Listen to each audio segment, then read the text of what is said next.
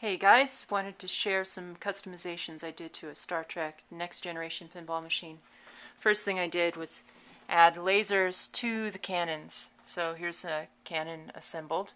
Here's the inside of the cannon. There's a light bulb that flashes when it's active. I put a little laser module here. This is a red one. Unfortunately I didn't have two bright green ones, which would have been nice.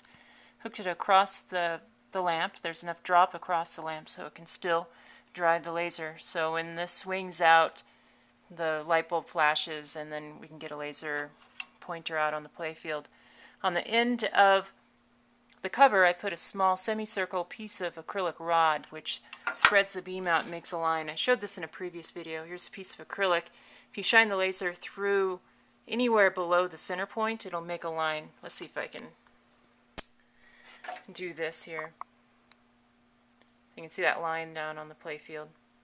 So eventually I'll upgrade this to a green laser pointer that's really bright. Next thing I did is I took the flipper bats, put them in the laser cutter, and put a Klingon weapon on here and little Klingon logos. I etched them in, painted them with acrylic paint, and then clear coated them to help protect them. And then what I like the best is I took an animatronic Tribble.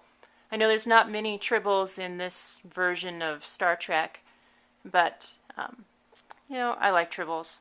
And this Tribble screeches and shakes around when it's activated, so I took the piezo sensor out, which detected vibrations, and wired that to the ground side of the replay knocker. So right now I have it in test mode so I can test the knocker. And if I activate that, it'll simulate what this will do. So when you get a replay, that starts shaking and screeching. It's pretty fun. Alright, thanks for watching, guys. It's always fun to share the little hacks that we do around here. Be sure to subscribe, come visit us on the chat room, or in the chat room, and say hi.